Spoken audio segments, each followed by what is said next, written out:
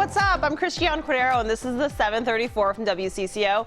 We know most of you are about to head out the door, head to work with a little bit of optimism, right? Because we had a beautiful weekend over the weekend. Time for the weather today. Near steady temps later this afternoon. A little bit cooler than yesterday. Hard to expect that it would be 45 or so degrees like it was yesterday, but we could see some sunshine later this afternoon, and then chilly tonight, 22 degrees ahead of that. All right, now let's talk about this. Super Bowl commercials. There are some people still talking about it this morning, like the Doritos one with Lil Nas X and Sam Elliott. Take a look. Make your move, cowboy. I got the horses in the back, horse stock is attached. Head is matted black, got the bushes black to match. Riding on a horse, ha, you can whip your Porsche. Catchy song, so on brand for Doritos. Definitely one of the more popular commercials there. If you saw the ending with the horse, it was amazing too. Was it your favorite though?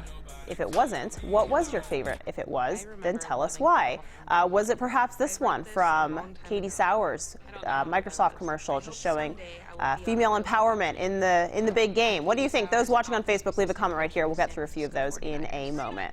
Speaking of the Super Bowl, there was apparently a game as well. The Chiefs are bringing home the Lombardi Trophy for the first time in 50 years. We can't show you any of the game highlights, sorry about that, but we can tell you about how it happened. Here's the Chiefs Kingdom celebrating. The Chiefs turned a 20-10 deficit in the fourth quarter to win the championship by scoring 3 touchdowns in the final 6 minutes. Amazing story. The Chiefs beat the 49ers 31-20. A victory parade is planned for Wednesday. The other big story this morning is happening in Iowa. Caucuses tonight.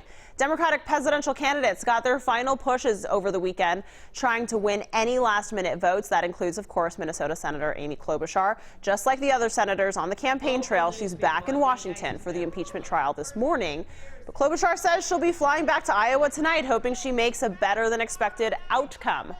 Senator Klobuchar made her final pitch to Iowa voters during the Super Bowl last night.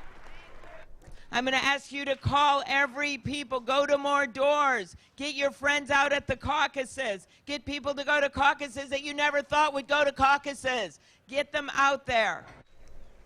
Because Senator Klobuchar is in D.C. today and she has had to be there so much over the last week, surrogates have been down here, or down in Iowa, I should say. In the last push, her daughter, her husband, and this weekend, everyone was in Iowa, including Minnesota's governor and lieutenant governor. Jason DeRusha asked if Iowans were receptive to hearing a couple of Minnesotans tell them who to vote for. The thing that I say I'm most impressed with is how thoughtful people are about this. There's undecideds in there and they want to hear, and I think you're right about a surrogate coming in. I approached it being a school teacher, and I think looking at it how folks, as they talk to us as governor and lieutenant governor, what's going to impact their life. And they're talking about results. They're talking about somebody's going to have to heal this country and bring us together. There you go, from substitute teacher / governor Tim Walz. There were also events to show support for President Donald Trump, of course, in Iowa. Kellyanne Conway hosted a campaign event in West Des Moines. President Trump is expected to notch an easy win, of course, on that Republican side. And while Iowa is just beginning, others are looking ahead. New Hampshire votes a week from tomorrow. To Washington now, where senators return to Capitol Hill today for closing arguments in the impeachment trial.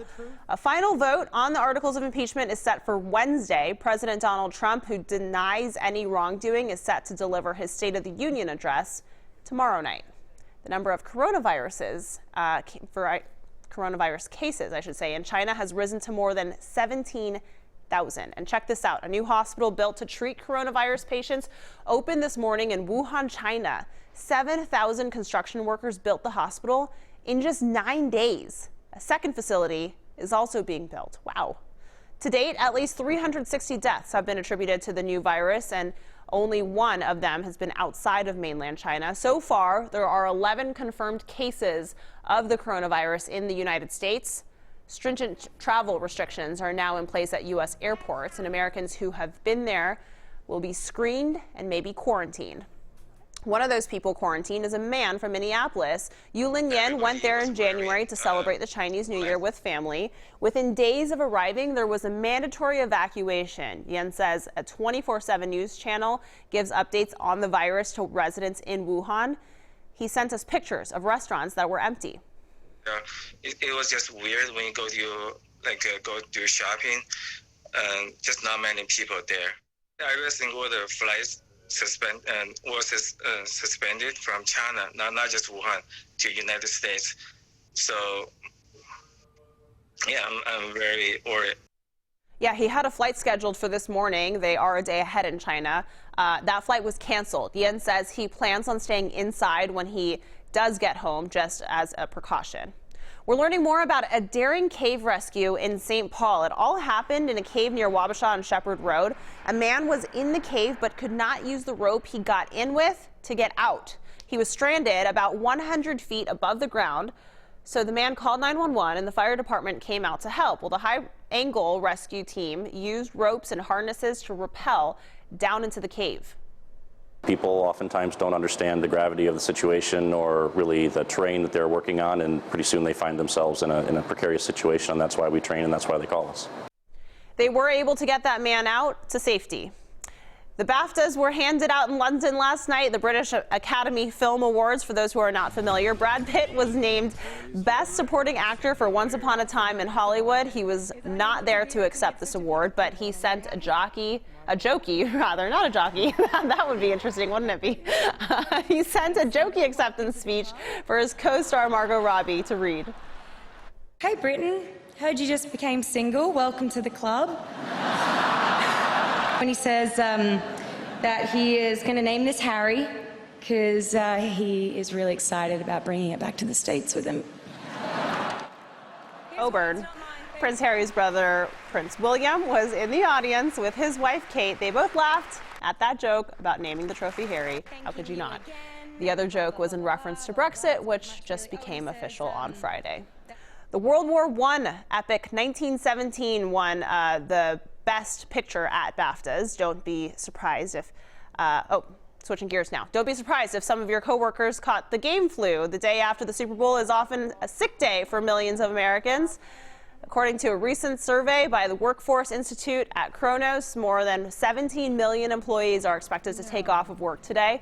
Of that number, nearly 5 million plan to call out even though they were not really sick. Okay, let's get back to today's talker. We're bringing in WCCO's digital guy, Eric. And Eric, we're talking about the Super Bowl ads. What stands out for some people? I'm here because somebody went home sick. Oh, there you go. So we're not going to call that person out. No, but not by name.